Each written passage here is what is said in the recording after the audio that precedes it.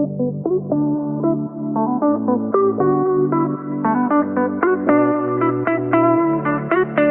what's up? It's your boy Bakari, about to do another reaction. Yes, y'all heard it. Yes, y'all see it. Now let's get into this video. Hey, now, I don't know. I thought I knew some things, but I don't know enough. So we about to see why you should never touch a dead whale. I mean, I would have never thought, to touch nothing dead anyway, but I really wouldn't be touching nothing dead now. So let's see why you shouldn't touch a dead whale. I mean, what's the worst that can happen? I don't know. Let's just see right now.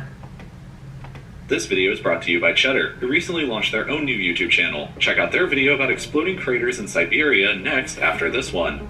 Whales have always fascinated me. They're the largest creatures that we know of in the entire universe at this moment, and the blue whale, in particular, is the largest organism that has ever existed, bigger than any dinosaur or any other creature that we've ever known about. Wow, their heart alone weighs as much as an average Toyota Corolla, damn, while heartbeats can be heard from over 2 miles away. Their tongue weighs as much as an elephant, and altogether, they can weigh up to 200 tons. Damn. They truly are one of nature's most majestic creatures, but like all the rest of life on Earth, they will eventually die. And when they do, it can create some significant problems. Most often, when a whale of this size dies, their bodies will sink below to the bottom of the ocean, where it will enter a new phase of life after death. The carcass becomes a bountiful source of food for sharks and fish that can last for decades. And the bones become a home for all types of different marine life. In death, a whale's body will provide life for countless other species, and become, in a way, the world's largest organ donor. But in some other instances, the death of a whale is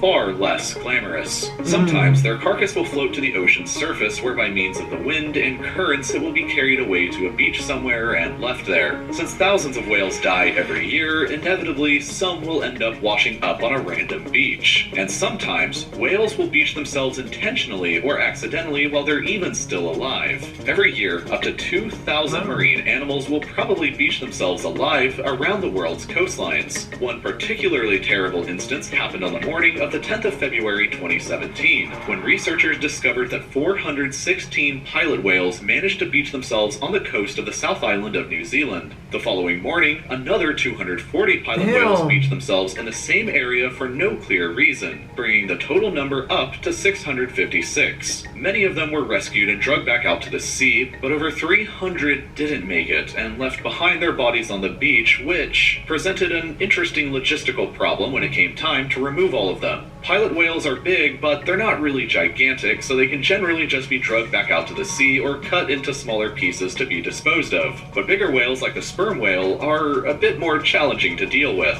not only because of their sheer size and weight, but also because they have a bad tendency to sometimes explode, which is the reason that dead whales can be so dangerous. Damn! This happens because after a whale dies, gases will begin to build up inside of the carcass as its interior organs begin to decompose.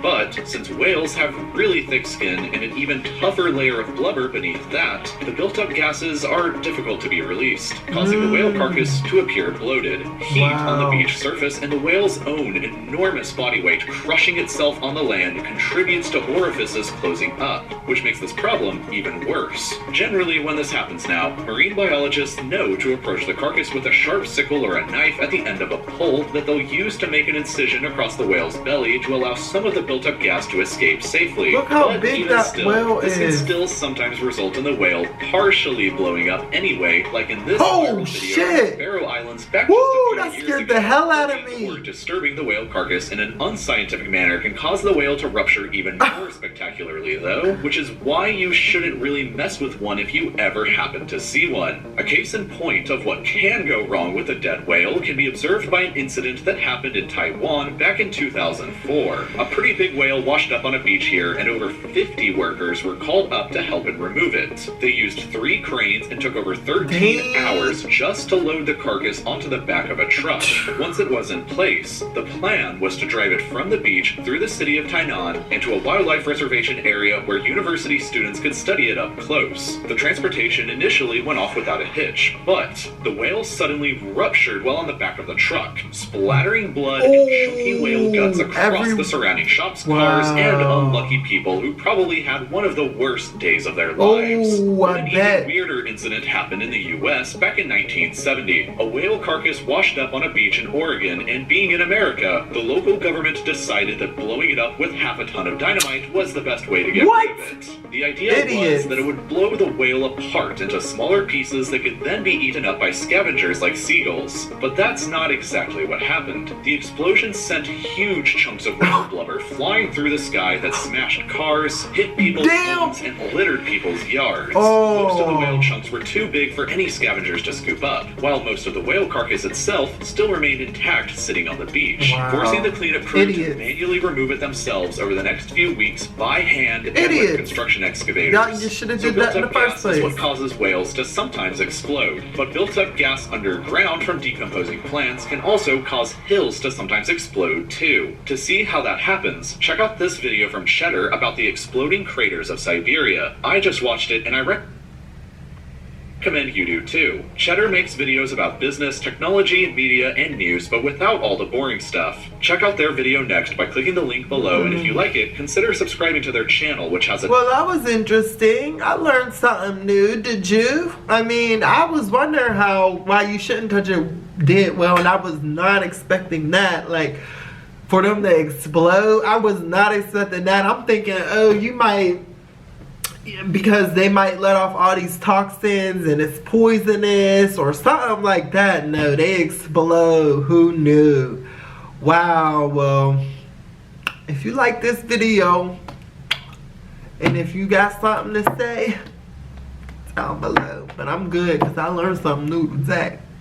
But I'm gonna see y'all in my next one.